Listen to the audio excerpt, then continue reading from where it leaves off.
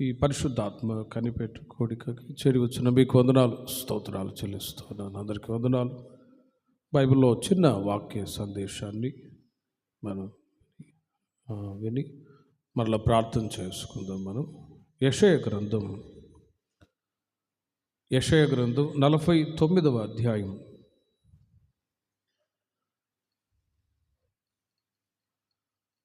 23వ వాక్యాన్ని మనం చదువుకుందాం.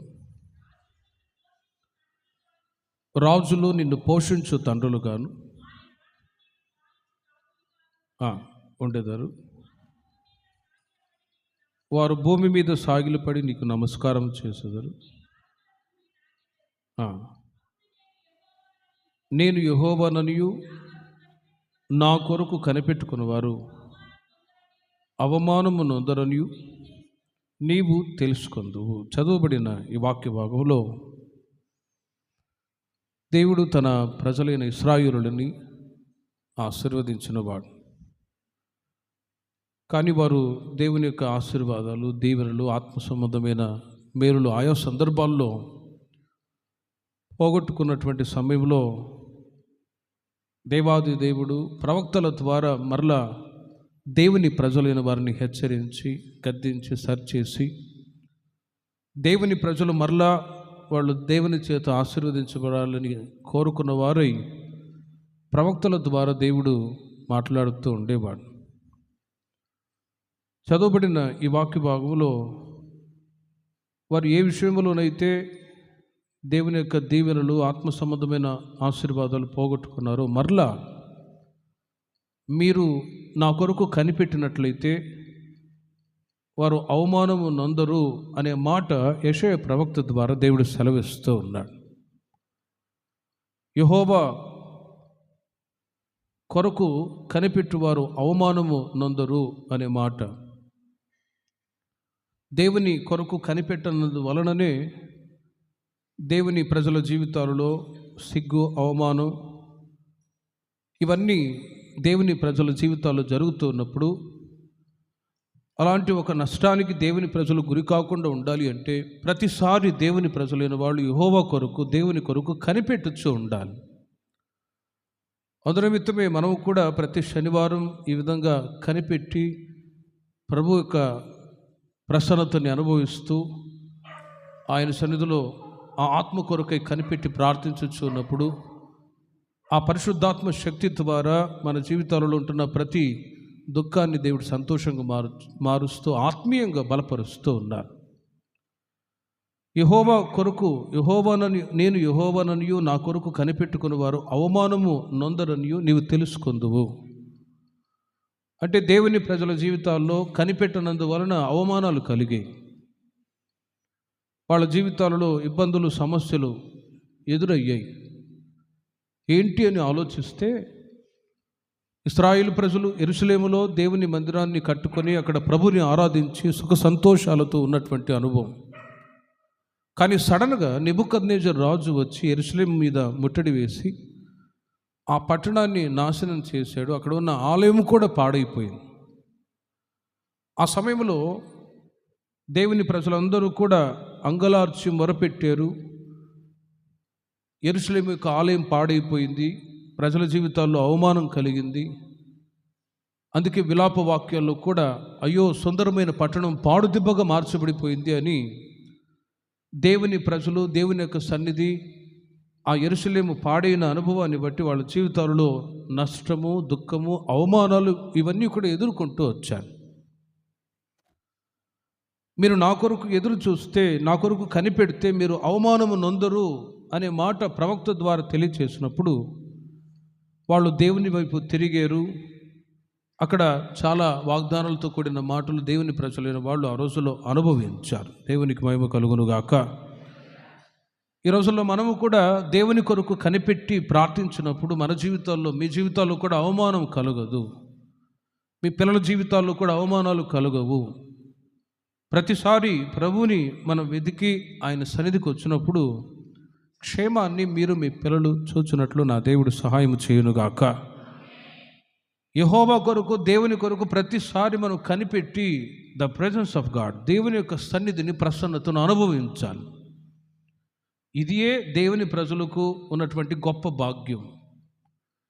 దేవుడు తన నామఘనత కొరకు మానవుని సృజించి ఉండగా మానవుడు తన ఇష్టానుసారంగా తను జీవించి నడిచే అనుభవాల్లో ఉండకుండా ప్రతిసారి యెహోవా కొరకు, దేవుని కొరకు కనిపెట్టి జీవించుచు ఉన్నప్పుడు అవమానాలు, దుఃఖము, కన్నీళ్లు ఏమాత్రం కలగకుండా క్షేమాన్ని మనం చూడగలము. మరి దేవుని ప్రజలైన మనం వేటి కొరకు కనిపెట్టాలి? ఓ 3 విషయాలు మీకు తెలియచేస్తాను. ఈ మాటల చేత నా దేవుడు మిమ్మల్ని ఆత్మీయంగా బలపరచునుగాక. మనం వేటి కొరకు కనిపెట్టాలి, ఏ విధంగా కనిపెట్టాలి, కలిగే ఆశీర్వాదాలు ఏంటి అని బైబిల్లో ఒక 3 రెఫరెన్స్ మీకు తెలియచేస్తాను. లూకాసు వార్త 10వ అధ్యాయము 39వ వాక్యం, 42వ వాక్యాన్ని గమనించినట్లయితే యేసు పాదాల దగ్గర మనం కనిపెట్టాలి. యేసయ్య పాదాల దగ్గర మనం కనిపెట్టి ఉండే అనుభవం దేవుని ప్రజలకు ఎంతైనా అవసరము. లూకాసు వార్త 10వ అధ్యాయము 39వ వాక్యాన్ని మీరు చూడండి. మరియాను సహోదరి ఉండెను. ఈమె యేసు పాదముల యొద్ద కూర్చుండి ఆయన బోధ వినుచుండెను. అక్కడ మీరు గమనించండి, ఈ సందర్భాన్ని తరచుగా మనం చాలాసార్లు మనం విని ఉంటాం, ధ్యానిస్తూ ఉంటాం. యేసు ప్రభువారు మార్తా మరియ ఇంటికి తరచుగా వస్తూ పోతూ ఉండేవాళ్ళు. మరి ఆ కుటుంబం అంటే అంత ప్రేమ, ఆప్యాయత ఉండవచ్చు. కాబట్టి ఆ మార్తా మరి ఇంటికి యేసు ప్రభువారు వెళ్ళిన సందర్భంలో వాళ్ళిద్దరి యొక్క స్వభావాలు మీరు గమనించి చూడండి. మార్తా ఒక స్వభావాలు వేరుగా ఉన్నాయి, మరియ యొక్క స్వభావాలు వేరుగా ఉన్నాయి. అక్క చెల్లి అయి ఉన్నా, అన్నదమ్ముళ్ళైనా, పిల్లలు 2-3 ఉన్నా, వాళ్ళ మెంటాలిటీ, వాళ్ళ యొక్క స్వభావాలు వేరువేరుగానే ఉంటాయి. కనుకనే మార్తా మరియా వీళ్ళిద్దరు సహోదరులే.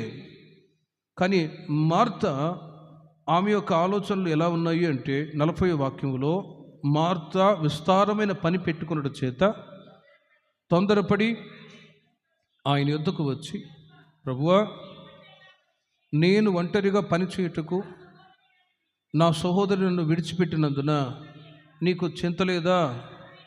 నాకు సహాయము చేయమని ఆమెతో చెప్తోంది. ఆ ఇంటికి యేసు ప్రభువారు వెళ్ళారు. ఎందుకొరకు వెళ్ళారు?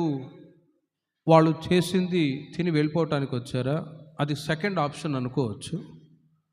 కానీ ఫస్ట్ ప్రిఫరెన్స్, ఆ మొదటి ఆత్మీయ అనుభవం ఏంటంటే, యేసు ఆ ఇంటికి రాగానే మార్త యొక్క స్వభావం వేరుగా ఉంది, మరియ యొక్క స్వభావాలు వేరుగా ఉంది. అప్పుడప్పుడు తరచుగా విజిటింగ్ వెళ్తూ ఉంటాం, లేక ప్రార్థన కోడికలు ఏర్పాటు చేస్తూ ఉంటాం. కొన్నిసార్లు ఉపవాస ప్రార్థనలు ఏర్పాటు చేస్తాం. 10 గంటలకి 10:30కి వెళ్ళామనుకోండి, అప్పుడు పొయ్యి మీద డేక్ష పెడతారు. పాస్టర్ గారు అయిపోయిందండి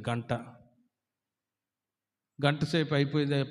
ఆ గంటకి ఆ మధ్య నేను ఇక్కడ కాదు, వేరే చోట ఉపవాస ప్రార్థనకి వెళ్ళామా, 10:30కి స్టార్ట్ చేసాం. వస్తారు అన్నట్టుగా ఆలోచించి 2 కూర్చొని స్టార్ట్ చేసాం, పాటలు పాడాము. పోయి కూర్చోపోరా అని వాళ్ళు పెద్ద కొడుకుని అంటారు.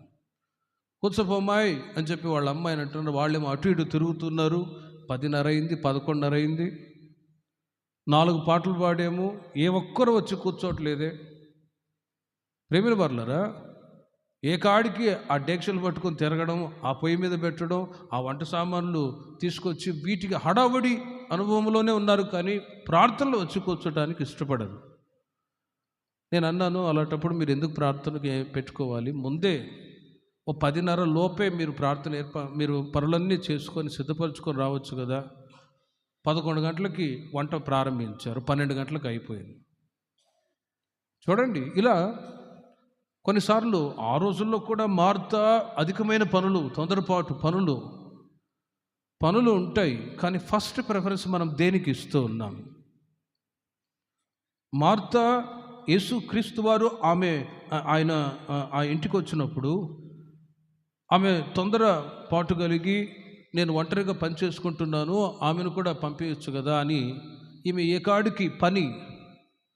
అందుకే మత్తయి సువార్త 6వ అధ్యాయంలో యేసు ప్రభువారు అన్నారు, ఏమి తిందామా, ఏమి ధరించుకుందామా అనే చింతతోనే ఉన్నదండి. కార్నల్ మైండ్ అంటారు, ఫిజికల్ మైండ్ అంటారు. ఏం తిందామా, ఏం ధరించుకుందామా, సరే వచ్చారు యేసుప్రభు వారు వచ్చారు, ఆయనకి ఏదైనా చేసి పెడదాం అనేది ఓకే, మంచిదే. సెకండ్ ఆప్షన్ అది. ఫస్ట్ ప్రిఫరెన్స్ మార్తాలో ఫస్ట్ ప్రిఫరెన్స్ దేవుని సన్నిధికి ప్రార్థనకి ఇచ్చే అనుభవం లేదు. తొందరపాటు కలిగి నా సహోదరి నన్ను విడిచిపెట్టినందుకు నీకు చింతలేదా అని మరలా యేసుప్రభుతోనే మాట్లాడుతూ ఉంది.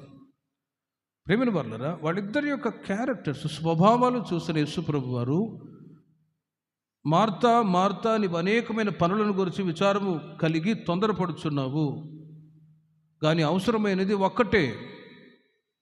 39వ వాక్యంలో చూడండి, మార్తా విస్తారమైన పనులు పెట్టుకున్న చేత తొందరపడుచు ఉంటే మరియా యేసు పాదముల యొద్ద కూర్చుండి ఆయన బోధ వినుచుండెను. ఈ ఇద్దరు స్వభావాలు కంపేర్ చేసి చూడండి. ఎవరు యేసు పాదముల యొద్ద కనిపెట్టిన వాళ్ళో మనకు అర్థమవుతుంది. మరియా యేసు పాదముల యొద్ద కూర్చొని ఆత్మీయ ఆహారం కొరకు ప్రయాసపడుతుంది. ఆత్మీయ ఆహారము యేసు ప్రభువారు ఏం చెప్తారా, ఏ మాట చెప్తారా, ఆ మాటలన్నీ కూడా నా హృదయంలో భద్రపరుచుకొని ఆ విధంగా నేను ఫాలో అవ్వాలి, ఆ విధంగా నా జీవితాన్ని కట్టుకోవాలి, ఆ విధంగా నేను దీవెనకరంగా ఉండాలి అని ఆత్మీయ ఆహారం కొరకు కనిపెట్టి ఆ డివైన్ జీల్, ఆత్మ సంబంధమైన ఆసక్తితో, వైరాగ్యంతో ఉన్నది. మరి మార్త విస్తారమైన పనులు పెట్టుకుని ఉన్నది. ఈ రోజుల్లో మీరు మార్తవలే ఉన్నారా, మరియవలే ఉన్నారో మీకు మీరే కంపేర్ చేసి ఆలోచించుకోండి. తినడం, ఆహార పదార్థానికి ప్రిఫరెన్స్ ఇవ్వడం సెకండ్, కానీ మొదట ఆత్మీయ ఆహారం. అందుకే యేసుప్రభు వారు అంటారు, మనుషుడు రొట్టె వలన మాత్రం కాదు, దేవుని నోటి నుంచి వచ్చే ప్రతి మాట వలన బ్రతుకును. యేసుప్రభు వారు ఎక్కడికి వెళ్ళినా కొంతమంది వెంబడిస్తూ ఉన్నారట. ఎందుకంటే ఆయనతో పాటు వెళితే ఇక తినటానికి తక్కువ ఉండదు కదా అని. ఆ మధ్య నేను కూడా కర్నూలు సేవ చేసేటప్పుడు ఒకడు వచ్చేవాడు, దుబ్బోడు. ఎక్కడ పోయినా అన్నా నేను వస్తానన్నా అనేవాడు. నేను కూడా వస్తానన్న ప్రార్థనకి. సరే వచ్చాడు. ఒక గ్రామంలో సువార్త కూటమి ఏర్పాటు చేసి వచ్చాం. వాళ్ళు పాపం గుడిసెలో కొద్ది పేదవాళ్ళు, నాకు బ్రదర్కి మాత్రమే చేసి పెట్టారు. ఇక వీడొచ్చి కూర్చున్నాడు మధ్యలో. తింటూనే ఉన్నాడు. ఇక వాడు తినేది చూసి నేను కూడా తక్కువే కొద్దిగా పెట్టుకొని వాడికి పెట్టేటట్లుగా అట్లా డైవర్ట్ చేసి వచ్చేసాను. వాళ్ళు అంటారు, అనా వాడిని ఇక తీసుకురాబాకన్నా దున్నపోతుని అంటుంది. దున్నపోతుడు వాడిని ఎందుకు తీసుకొచ్చారన్నా, మీరు తినకుండా వెళ్ళారు అని. చూడండి, ప్రిఫరెన్స్ దేనికి ఇస్తూ ఉన్నాను. మనుషుడు రొట్టె వలన మాత్రం కాదు, దేవుని నోటి నుంచి వచ్చే ప్రతి మాట వలన. అందుకే మార్త విస్తారమైన పనులు పెట్టుకుంటూ ఉన్నది. వాళ్ళిద్దరి యొక్క స్వభావాలను చూచిన యేసయ్య 42వ వాక్యములో, మరియా ఉత్తమమైన దానిని ఏర్పరచుకొని ఉన్నది, అది ఆమె యొద్ద నుండి తీసివేయబడదని ఆమెతో చెప్పెను. గమనించండి, మరియా ఉత్తమమైన దానిని ఏర్పరచుకొనెను. ఏంటి ఉత్తమమైనది అంటే, యేసయ్య పాదముల యొద్ద దేవుని యొక్క వాక్యము కొరకు కనిపెట్టడమే ఉత్తమమైన కార్యం. హల్లెలూయా. ఈ రోజున మీరు కూడా, దేవుని ప్రజలైన మీరు ఎలా ఉన్నారో ఆలోచించండి. ప్రభు రాకడ సమీపిస్తుంది.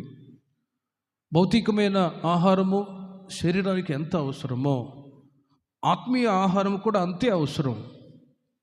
రాబోయే రోజుల్లో ఆహారం వలన వచ్చే కొరత కరువు కాదు, కానీ వాక్యం కరువైపోతుంది అని ఆమోసు గ్రంథంలో 8వ అధ్యాయంలో వ్రాయబడి ఉంది.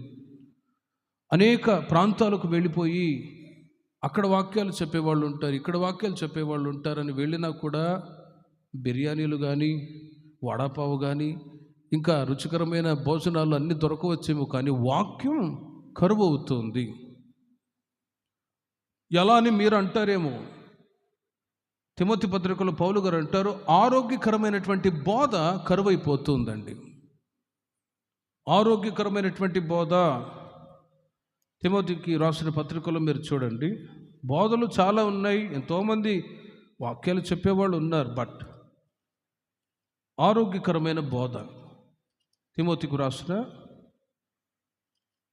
2వ పత్రిక 4వ అధ్యాయము 3వ వాక్యాన్ని మీరు చూడండి.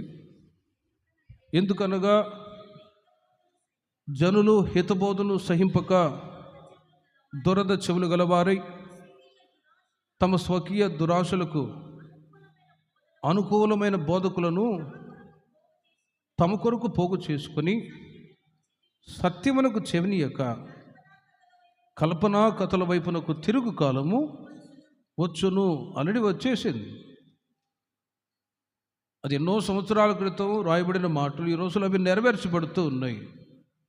జనులు హితబోధను సహింపక, 4వ ఫుట్ నోట్లో మీరు చూడండి, హితబోధను 6, ఆరోగ్యకరమైన బోధ.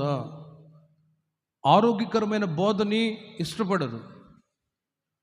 ఆరోగ్యం కావాలి అంటే భౌతికంగా డాక్టర్ల దగ్గరికి వెళ్తారు. ఆ మధ్య గోవాలో ఒక ఆయన ఉన్నాడు, ఆయనకి టీబీ జబ్బు ఉంది. వాళ్ళ భార్య హాస్పిటల్కి తీసుకెళ్తే వాళ్ళు గోళీలు ఇచ్చారట. హిందీలో ట్యాబ్లెట్స్ని గోళీలు అంటారు. అనయ్య మా ఆయన గోళీలు ఇచ్చినా కూడా తినట్లేదు, ఏం చేస్తున్నాడమ్మా అంటే, ఆ ట్యాబ్లెట్ని ఆ చేత్తో పెట్టుకొని నీళ్ళు ఓ చేత ఆ ట్యాబ్లెట్ గోళీలు తీసుకొని వాళ్ళ భార్య అటు ఇటు ఇట్లా ఇసురు కొడతాడట.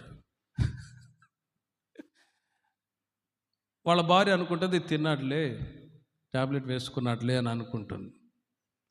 రోజు రోజుకి ఆ టీబీ జబ్బు పెరిగిపోతుంది.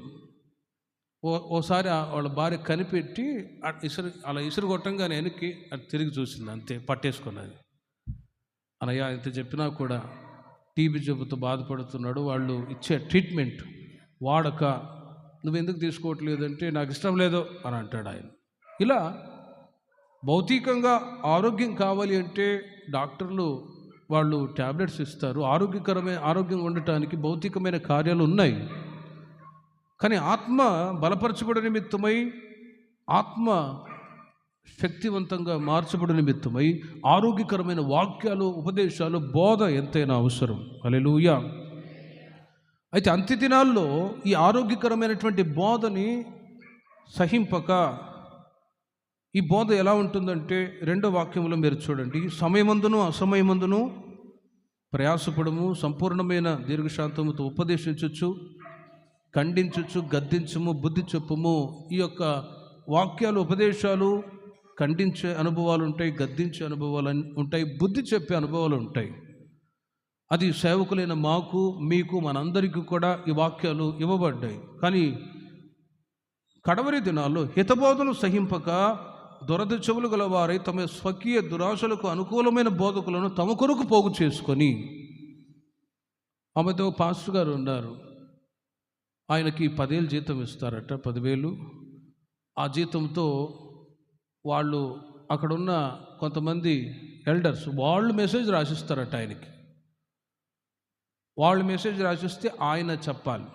ఏదైనా తేడాగా వచ్చిందా, చెన్నిల్లుంది, పెద్దిల్లుంది, ఇలాంటి మాటలు వచ్చాయా, అవుట్ అంతే. ఎలక్షన్ పెట్టి ఆ మనిషిని లేపేస్తారు అంతే. ఇలాంటి అనుభవాలు కలిగిన సంఘాలు ఎన్నో ఉన్నాయి. ఖండింపు, గద్దింపు అనేది ఇష్టపడిన సంఘాలు చాలా ఉన్నాయి. కనుకనే ఆత్మీయంగా ఆరోగ్యం బలహీనమైపోయి ఆత్మీయ ఎదుగుదల లేకుండా నడిపించబడుతున్న అనుభవాలు లోకంలో చాలామంది ఉండగా, కానీ ప్రేమిని వర్లారా, ఇక్కడ మీరు ఆరోగ్యకరమైనటువంటి బోధ వింటూ ఉన్నారు. హల్లెలూయా. ఈ బోధ చేత మీరు దినదినము బలపరచబడుతూ, ఒక రోజున క్రీస్తు ప్రత్యక్షమైనప్పుడు ఎవరు బోధ చేత పరిపూర్ణులు అవుతారో, ఎవరు యేసయ్య మాట కొరకు కనిపెట్టి తమ జీవితాన్ని ఆ విధంగా తీర్చిదిద్దుకుంటారో, యేసు ప్రభువారు అన్నారు, ఒక వ్యక్తి ఒకసారి అడిగాడు, పరలోక రాజ్యంలో ఎవరు గొప్పవాళ్ళు అనే ఒక ప్రశ్న అడిగితే యేసు ప్రభువారు అంటారు, ఎవరైతే వాక్యాన్ని విని వాటి హృదయంలో భద్రపరుచుకొని ఆ విధంగా నడిపించబడతారో వాళ్ళు పరలోక రాజ్యంలో గొప్పవాళ్ళు. హల్లెలూయా. పరలోక రాజ్యంలో వాళ్ళు గొప్పవాళ్ళు. కాబట్టి ప్రేమిన వర్లారా, ఈ రోజుల్లో ఆరోగ్యకరమైనటువంటి బోధ కరువైపోయింది. అనుకూలమైనటువంటి బోధలు ఉన్నాయి, ఖండింపు, గద్దింపు ఇవి ఇష్టపడని వాళ్ళు చాలామంది ఉన్నారు. ఆ బోధ విన్నప్పుడు హృదయం కఠినపరుచుకొని వాళ్ళు దేవునికి దూరం అయిపోయి లోకస్తులాగా మారిపోయిన వాళ్ళు ఉన్నారు. కానీ ఈ రోజుల్లో ఈ సత్తువు కలిగిన సంఘములో దేవుడు మిమ్మల్ని ఆరోగ్యకరమైన బోధ చేత నింపుచూ ఉన్నారు. హల్లెలూయా. ఈ బోధ ద్వారా ఒక రోజున క్రీస్తు ప్రత్యక్షమైనప్పుడు ఎవరు ఆత్మీయంగా బలపరచబడతారు వాక్యం చేత? ఇద్దరు మంచం మీద పడుకొని ఉంటారు, ఒకళ్ళు ఎత్తబడుదురు, ఒకరు విడవబడతారు. ఇద్దరు తిరగలి విసురుతూ ఉందరు, ఒకరు ఎత్తబడుదురు, మరొకరు విడవబడతారు. ఎవరు విడవబడతారు? ఈ భౌతికమైనటువంటి ఆలోచన చేత ఏడవబడి. కొలొస్సీయులకు రాసిన పత్రిక 3వ అధ్యాయము మొదటి 3 వాక్యాలు మీరు గమనిస్తే 2 రకములైన మనసులు ఉన్నాయి. మీరు క్రీస్తుతో కూడా లేపబడిన వాళ్ళే అయితే పైనున్న వాటి మీదనే కానీ భూ సంబంధమైన వాటి మీద 2 రకములైన మనస్సు అండి. ఒకటి భూ సంబంధమైన మనస్సు. భూ సంబంధమైన మనస్సు అంటే ఏం తిందామా, ఏం త్రాగుదామా, ఏం ధరించుకుందామా అని ఆహారాన్ని గురించి, తిండిని గురించి, వస్త్రాల గురించి, రేపటి గురించి, ఈ కార్నల్ మైండ్, ఈ ఫిజికల్ మైండ్తోనే ఉండే అనుభవం ఆ మనస్సు. రెండవది పరసంబంధమైనటువంటి మనస్సు. భూ సంబంధమైన మనస్సు కలిగిన వాళ్ళు విడవబడతారు, పరసంబంధమైన మనస్సు కలిగిన వాళ్ళు ఎత్తబడుదురుగాక. అందుకే వాక్యం చెప్తుంది, మీరు క్రీస్తు యేసుతో కూడా లేపబడిన వాళ్ళే అయితే, యేసుక్రీస్తు యొక్క జనన జీవ మరణ పునరుత్థానములో పాలిభాగస్తులైన వాళ్ళే అయితే పైనున్న వాటి మీదనే కానీ భూ సంబంధమైన వాటి మీద మనసు పెట్టుకొనకుడి. ఏలైనగా మీరు మృతి చెందితిరి, మీ జీవము క్రీస్తుతో కూడా దాచబడి ఉన్నది. చనిపోయినప్పుడు ఈ భూ సంబంధమైన మనసు కలిగి ఒకవేళ ఉన్నట్లయితే, భూ సంబంధమైన కార్యాలు ఉన్నట్లయితే, ఉదాహరణకి లోతు భార్య వెనుదిరిగి చూసి ఆమె ఉపస్తంభమైనట్లుగా మనం చదువుతూ ఉన్నాం. ఏం చూసింది? ఆ సొదొమ గొమొర్రా పట్టణంలో 2 అల్లులను చూసి పెట్టింది. వెండి బంగారు ఇంకా సమస్తాన్ని సమకూర్చింది. కూతుర్లకి పెళ్ళిళ్ళు చేయాలి అని ప్రాణాన్ని దక్కించుకుందామనే ఆలోచనతో కాకుండా ఆమె మనసు ఎక్కడ ఉంది? సొదొమ గొమొర్రా పట్టణం మీదే ఉంది. అయ్యయ్యో ఆ వెండి బంగారు నా అల్లుళ్ళు ఏమైపోయారో అని ఆలోచన. ఆ మధ్య ఒక ఇంటికి నగరిలో సేవ చేసేటప్పుడు ఒక ఇంటికి వెళ్ళాం విజిటింగ్.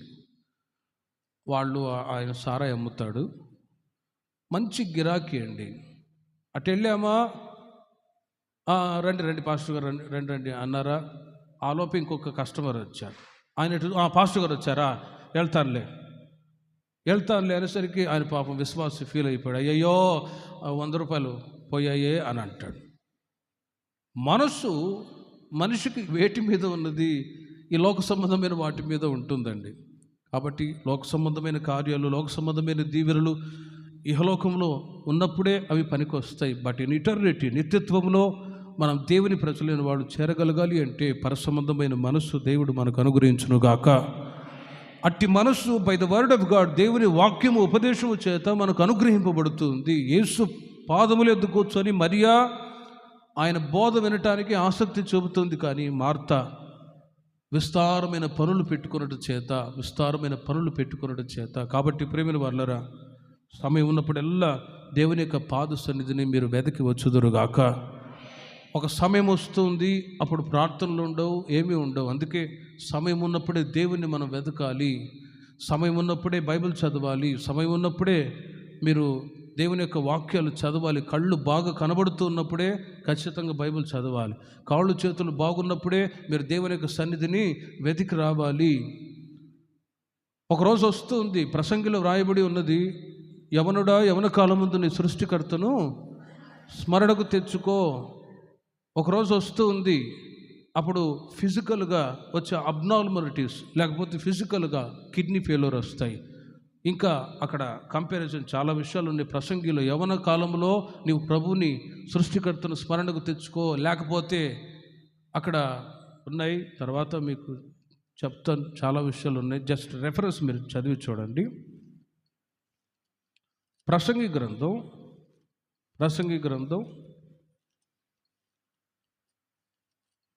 యవన కాలంలో ప్రభుని మనం వెతుకుతూ ప్రభు సన్నిధిని మనం ఆశ్రయించాలి. 12వ అధ్యాయము 2వ వాక్యములో, నీ బాల్య దినములందే నీ సృష్టికర్తను స్మరణకు తెచ్చుకొనుము. ఆ దినమున ఇంటి కాములి వారు వణుకుదురు, బలిష్ఠులు వంగుదురు, విసరువారు కొద్దిమంది ఒకటి చేత పని చాలించుకుందురు, కిటికీలో గుండా చూచువారు కానలేకయుందురు, తిరగటి రాళ్ళు ధ్వని తగ్గిపోవును, వీధి తలుపులు మూయబడును. చూడండి, ఇవన్నీ కూడా భౌతికంగా వ్రాయబడిన మాటలని మీరు అనుకోవద్దు. యవన కాలంలో సమయం ఉన్నప్పుడే ప్రభుని సృష్టికర్తను స్మరణకు తెచ్చుకొనకపోతే కిటికీలో గుండా చూచువారు కానలేకయుందురు, కళ్ళు గుడ్డివైపోయే సమయం, తిరగటి రాళ్ళు కిడ్నీ ఫెయిల్యూర్. రాబోయే రోజుల్లో చెప్తాను కంపారిజను.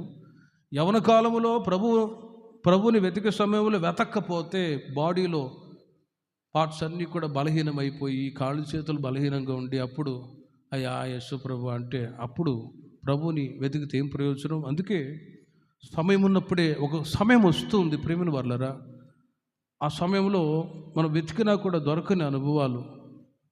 కళ్ళు బాగా కనబడుతున్నప్పుడే వాక్యాలు మనం చదవాలి. మోకాళ్ళు బలంగా ఉన్నప్పుడే మోకరించి ప్రార్థన చేయగలగాలి. నాకు సమయం లేదు సన్నిధికి రావటానికి అని మీరు ఐఎమ్ వెరీ బిజీ అన్నారనుకో, ఒక మాట చెప్తాను. ఆ మధ్య ఒక వ్యక్తి ఈ లోకంలో ఉన్నప్పుడు ఎప్పుడు చూసినా మందిరానికి వెళ్ళాలి, ఎందుకు రాలేదంటే బిజీ అనేవాడట. వాక్యం చదివావా, ఐఎమ్ వెరీ బిజీ. ప్రేయర్ చేసుకున్నావా, ఐఎమ్ వెరీ బిజీ అంటూ ఉండేవాడు. ఓసారి చనిపోయి ప్రభు దగ్గర నిలబడ్డాడట. మరి పరలోక రాజ్యంలో ఎంటర్ అవ్వాలి అంటే జీవ గ్రంథంలో పేర్లు వ్రాయబడి ఉంటేనే అతను ఎంటర్ అవుతాడు. అప్పుడు యేసు ప్రభు దగ్గర నిలవబడి, ప్రభు నా పేరు జీవ గ్రంథంలో ఉందా లేదా చూడు ప్రభు అని అంటే 3 గ్రంథాలు ఉంటాయి. ఒకటి జీవ గ్రంథంలో ఆయన పేరు ఉందా అని అడిగితే యేసు ప్రభు చూడ్డానికి గ్రంథాన్ని తెరిచేట త్రిపుతున్నారట. ఒక మాట అన్నారు, నీ పేరు రాద్దాం అనుకున్నాను కానీ ఐఎమ్ వెరీ బిజీ, నాకు కూడా రాయలేకపోయాను అని అంటాడేమో. కాబట్టి ఆయన అనకముందే ప్రభుని మనం వెతికి మార్తవలి యేసు పాదముల యొద్ద కూర్చొని కనిపెట్టి బోధ చేత ఈ రోజుల్లో మన ఆత్మీయ జీవితాన్ని కట్టుకుందాముగాక. 40వ కీర్తన మొదటి చరణాన్ని మీరు చూడండి. 40వ కీర్తన మొదటి చరణంలో రెండవదిగా 40వ కీర్తన మొదటి చరణం, యెహోవా కొరకు నేను సహనంతో కనిపెట్టుకుంటుని, ఆయన నాకు చెవియొగ్గి నా మొర ఆలకించును. చాలు. చూడండి, మనము కనిపెట్టాలి దేవుని యొక్క మాటలు బోధ వినటానికి, తద్వారా ప్రభు యొక్క రాజ్యానికి మనం వారసులు అవుతాం. రెండవది, యెహోవా కొరకు నేను సహనంతో కనిపెట్టుకుంటుని ప్రార్థన చేయటానికి మనం కనిపెట్టి ప్రభు దగ్గర అడిగే అనుభవం అండి. ఉదాహరణకి లూకా సువార్త 18వ అధ్యాయం 7వ వాక్యంలో మీరు గమనించినట్లయితే ఒక విధవరాలు న్యాయాధిపతి దగ్గరికి వెళ్ళి అక్కడ యేసు ప్రభువారు అంటారు, వారు విసుకక నిత్యము ప్రార్థన చేయుచుండవలననుటకు ఉపమానం చెప్పారు. దివారాత్రులు తన గురించి మొరపెట్టుచు ఉండగా వారికి న్యాయం తీర్చడా, ఆయన వారికి త్వరగా న్యాయం తీర్చును. వారి విషయమే కదా ఆయన దీర్ఘశాంతం చూపుచున్నాడు. గమనించండి, అక్కడ విధవరాలు ఆ న్యాయాధిపతి దగ్గరికి వెళ్ళి మాటిమాటికి ఆమె గోజాడుచూ వచ్చింది. 5వ వాక్యములో, ఈ విధవరాలు నన్ను తొందర పెట్టుచున్నది కనుక ఆమె మాటిమాటికి వచ్చి గోజాడుకుంటున్నట్లు ఆమెకు న్యాయము తీరుతానని తనలో తాను అనుకుంటూ ఉన్నాడు. మాటిమాటికి విసిగిస్తుంది. ఈమెకి నేను న్యాయం తీరిస్తే ఇక సమస్య తొలగిపోతుంది కదా అని మనసులో అనుకొని ఆమెకు న్యాయం తీర్చాడు. మాటిమాటికి పిల్లలు ఉన్నారు, మమ్మీ 10 రూపాయలు మమ్మీ అని అంటారా లేదా? డాడీ 10 రూపాయలు డాడీ, ఏమైనా కొంటాను అన్నప్పుడు మీరు ఇస్తారా లేదా? ఇస్తారు. అమ్మో, నా ముద్దుల కొడుకు, నా ముద్దుల కూతురు అని చెప్పి 10 రూపాయలు కాదు 50 రూపాయలు 100 రూపాయలు ఇస్తారు. Love of the father. మరి పరలోకంలో ఉంటున్న యేసయ్య కూడా ఇంతకంటే మంచి ఈవులను ఇవ్వటానికి ఆయన శక్తిమంతుడై ఉన్నాడు. హల్లెలూయా.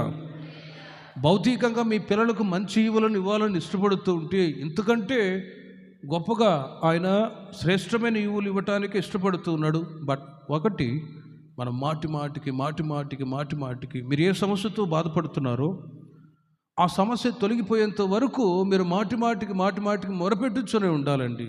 కొందరు ఒకసారి మొరపెడతారు, కార్యం జరగనప్పుడు ఇక ప్రార్థన లేదు, కీర్తన లేదు అంటారు.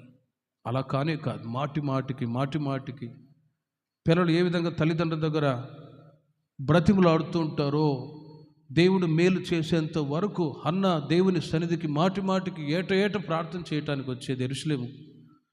కానీ ఆ పూట కన్నీళ్లతో ప్రార్థన చేస్తూ వచ్చింది, ప్రభువా నన్ను ఒక్కసారి జ్ఞాపకం చేసుకో అయ్యా. ప్రార్థన వినట్లేదు అని ప్రార్థన మానుకున్నారా, ఇంకా శ్రమలు కష్టాలు ఎక్కువ అవుతాయి. అలా ఇబ్బందులు తెచ్చిపెట్టుకున్న వాళ్ళు చాలామంది ఉన్నారు. ఆ మధ్య ఒక సహోదరి చర్చికి వచ్చేది, నేను నగరిలో సేవ చేస్తున్నప్పుడు సడన్గా మందిరాన్ని మానేసి ఆ ఊర్లో విజిటింగ్ వెళ్తే గుండు గీయించుకొని తిరుగుతుంది వీధిలో. మా చర్చికి వరలే అని తమిళ్లో అడిగితే, తమిళ ఆమె, కుళందే పర్వాలే అది 4 వరలే పాస్టర్ అని అంటుంది. పిల్లలు పుట్టలేదు అందుకే నేను రాలేదు అంటుంది. చూడండి, ఇలా వెంటనే దేవుడు మేలు చేయాలి అని అనుకుంటారు. కానీ మీ విశ్వాస పరిమాణాన్ని బట్టి నా దేవుడు మేలులు చేయుదురుగాక. దేవుడు ఖచ్చితంగా మేలు చేసేవాడు, విశ్వాసాన్ని పరీక్షిస్తాడు.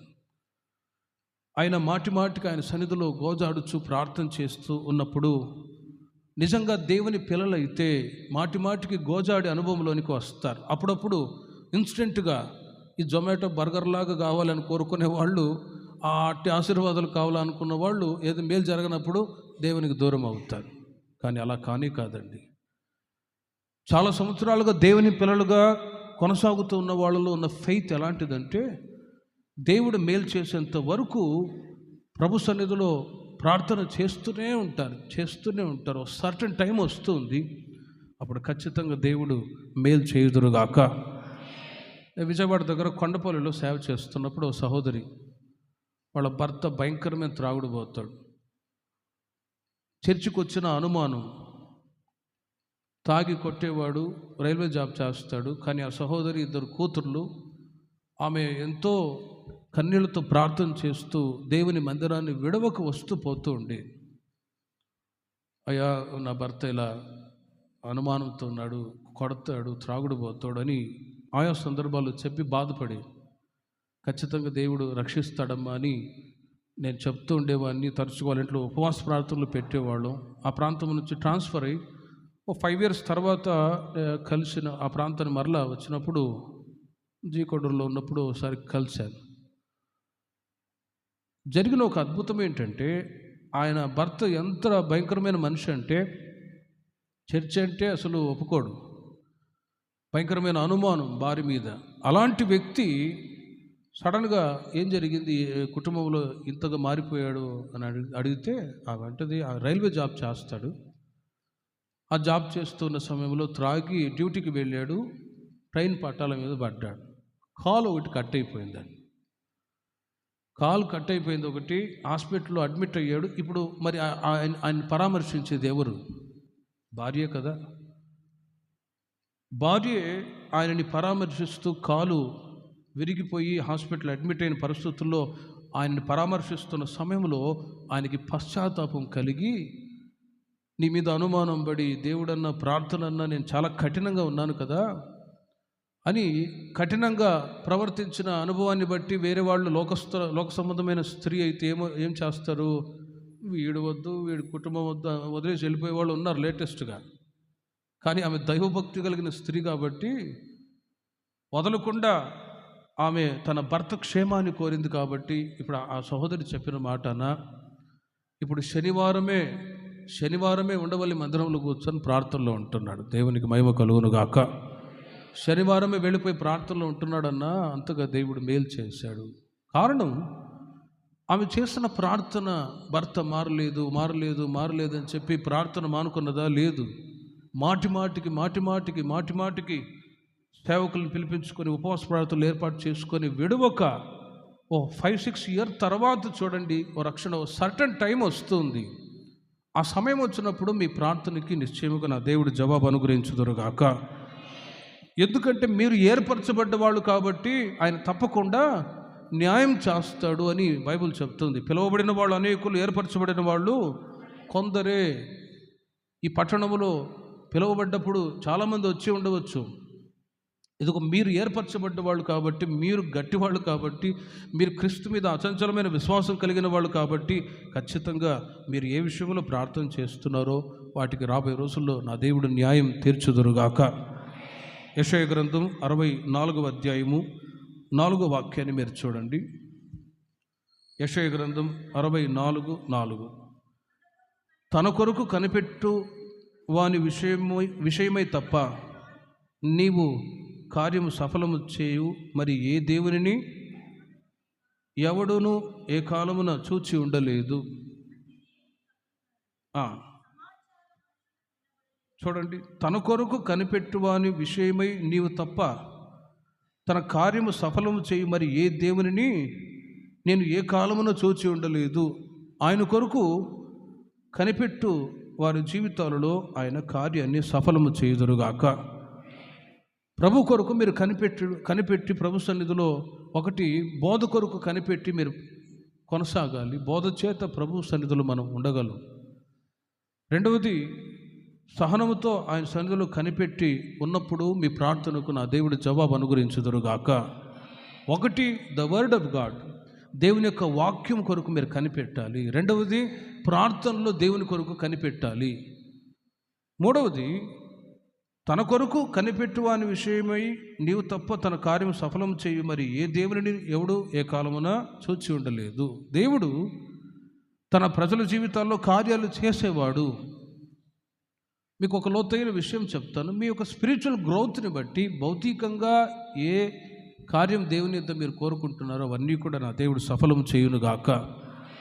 మీరు స్పిరిచువల్ లైఫ్లో ఎదుగుతూ ఉండే అనుభవాన్ని మీరు కొనసాగింపు చేస్తే భౌతికంగా ఏ కొరత లేకుండా ప్రభు ఆశీర్వదిస్తాడండి. కొందరు వాక్యం చెప్తుంది, నన్ను వెతుకుచూ ఉన్నారు, నా కొరకు ప్రార్థన చేస్తూ ఉన్నారు, తమ దురుద్దేశముల కొరకు ప్రార్థన చేస్తున్నారు కాబట్టి వారి ప్రార్థనకి జవాబు దొరకట్లేదు, కార్యాలు సఫలం కావట్లేదు. ఎవరైనా శత్రువులు ఉన్నారనుకోండి, ప్రభు వాడు త్వరగా జావాలయ్యా అని ప్రార్థన చేస్తారు. ఎందుకు కార్యాలు సఫలం అవుతాయి? ప్రభు వాడు నాకు విరోధంగా మాట్లాడాడు, వాడికి ఏదైనా జబ్బు వచ్చి సావాలి అని ప్రార్థన చేసేవాళ్ళు ఉన్నారు. అలా హృదయంలో నెగిటివ్ మ్యాటర్ పెట్టుకొని ఇతరుల గురించి ఆలోచించి మాట్లాడినప్పుడు కార్యాలు సఫలం కావు. ప్రియమైన వారలారా, ఓ ప్యూర్ హార్ట్, రోమీయులకు రాసిన పత్రిక 5వ అధ్యాయము 5వ వాక్యాన్ని మీరు గమనించినట్లయితే, కార్యాలు సఫలం అవ్వటానికి స్పిరిచువల్ లైఫ్లో దేవుని ప్రజలైన మీరు పరిశుద్ధాత్మ అనుభవాన్ని మీరు పొందుదురుగాక. రోమీయులకు రాసిన పత్రిక 5వ అధ్యాయం 5వ వాక్యములో, ఎందుకనగా ఈ నిరీక్షణ మనల్ని సిగ్గుపరచదు, మనకు అనుగ్రహింపబడిన పరిశుద్ధాత్మ ద్వారా దేవుని ప్రేమ మన హృదయములలో కుమ్మరింపబడి ఉన్నది. త్రూ ద హోలీ స్పిరిట్ మీరు మారుమనసు పొందారు, బాప్తిసం తీసుకున్నారు, పరిశుద్ధాత్మ అభిషేకం చేత నింపబడ్డప్పుడు ఓ న్యూనెస్, ఓ న్యూ హార్ట్, ఓ మంచి మనస్సును దేవుడు మీకు అనుగ్రహించినప్పుడు, ప్రియమైన వారలారా, పరిశుద్ధాత్మ ద్వారా దేవుని ప్రేమ మన హృదయములో కుమ్మరింపబడి ఉండగా ఆ ఆత్మీయ అనుభవాలను బట్టి దేవుడు కార్యాలు సఫలం చేస్తాడు. దేవుడు ఇతని వరకు మిమ్మల్ని ఆశీర్వదించాడు, మిమ్మల్ని బట్టి మీ పిల్లల్ని ఆశీర్వదించాడు అంటే మీలో ఉన్న భౌతికమైన పర్సనాలిటీని చూసి దేవుడు ఆశీర్వదించలేదండి. మీలో ఆత్మీయతను, మంచితనాన్ని దేవుడు చూసి ఆశీర్వదిస్తూ ఉన్నాడు. హల్లెలూయా. ఆ స్పిరిచువాలిటీ, ఆ మంచితనం మీలో పెరుగుతూ ఉన్నప్పుడు భౌతికంగా మీ కార్యాలన్నీ కూడా నా దేవుడు సఫలం చేయునుగాక. అందుకే ఖచ్చితంగా దేవుని ప్రజలైన మీరు పరిశుద్ధాత్మ అనుభవాన్ని పొందాలి. అప్పుడు మీలో ఒక నూతన మనసు కలుగుతుంది, సమస్తాన్ని గ్రహించగలరు. ఒక సమయం వస్తుంది, అప్పుడు మీ కార్యాలు సఫలం అవుతాయి. యేసయ్యను ప్రేమించే అనుభవం, యేసయ్య ప్రేమలో ఉన్న అనుభవం పరిశుద్ధాత్మని ద్వారా దేవుని ప్రేమ మన హృదయములలో కుమ్మరింపబడి ఉన్నది. యేసయ్యను ప్రేమించడం అంటే ఏంటి? యోహాను రాసిన పత్రికలు వ్రాయబడి ఉన్నది, ఆయన ఆజ్ఞలను పాటించుటయే దేవుని ప్రేమించడము. కార్యాలు సఫలం అవ్వటానికి క్రీస్తును ప్రేమించే అనుభవం చాలా అవసరం. కొరింథీయులకు రాసిన మొదటి పత్రిక 2వ అధ్యాయము 9వ వాక్యాన్ని మీరు చూడండి. ఇందును గూర్చి దేవుడు తన్ను ప్రేమించే వారి కొరకు ఏమి సిద్ధపరచనో అవి కంటికి కనబడలేదు, చెవికి వినబడలేదు, మనుష్య హృదయమునకు గోచరము కాలేదు. ప్రేమిన వారలారా, కార్యాలు సఫలం అవ్వటానికి దేవుని యొద్ద మీరు కనిపెట్టి ప్రార్థన చేస్తూ ఉన్నారు. కానీ ఎవరి కార్యాలు సఫలం అవుతాయి అంటే పరిశుద్ధాత్మ అనుభవాన్ని కలిగి క్రీస్తును ప్రేమించే వాళ్ళ జీవితాల్లో కార్యాలు సఫలమవునుగాక. మరి ఆ అభిషేకం క్రీస్తును ప్రేమించే అనుభవం ఉన్నదో లేదో ఆలోచించండి. కాబట్టి ప్రభు రాకడ సమీపిస్తుంది. క్రీస్తును ప్రేమించగలగాలి అంటే ఆ పరిశుద్ధాత్మని ద్వారానే అనుభవంలోనికి రాగలం. ఉదాహరణకి బైబిల్లో ఒక మాట చెప్పి నేను ముగిస్తాను. యేసు ప్రభుతో కూడా పేతురు ఉన్నారు. యోహాను సువార్త చివరి అధ్యాయంలో మనం చదివితే ఓసారి యేసు ప్రభు వారు అన్నారు, పేతురు, సీమోను పేతురు, నీవు నన్ను ప్రేమించుచున్నావా అని అడిగాడు. పరిశుద్ధాత్మని ద్వారా దేవుని ప్రేమ మన హృదయంలో కుమ్మరింపబడి ఉన్నది. ఆ మాటను మీరు అర్థం చేసుకోండి. క్రీస్తుని ప్రేమించుచు ఉన్నాడు పేతురు. క్రీస్తు యొక్క అడుగుజాడలో నడిపించబడుతూ ఉన్నాడు. ఆ సమయంలో యేసుక్రీస్తుకి ఒక వెరిఫై, పేతురు నీవు నన్ను ప్రేమించుచున్నావంటే ప్రేమిస్తున్నాను కదా ప్రభువా అని అన్నాడు. మరలా రెండోసారి అడిగాడు, మూడోసారి కూడా అడిగాడు. ఎందుకు మాటి మాటికి అడుగుతున్నారంటే మీరు నన్ను ప్రేమిస్తున్నారా లేదా అనటానికి ఒక కన్ఫర్మేషన్ కొరకు. ఎవరైతే క్రీస్తును ప్రేమిస్తారో వారి యొక్క కార్యాలు దేవుడు సఫలము చేయుదురుగాక. ప్రార్థన చేసుకుందాం. విన్న వాక్యాన్ని బట్టి ఒక చిన్న ప్రార్థన చేసుకొని ముగించుకుందాం.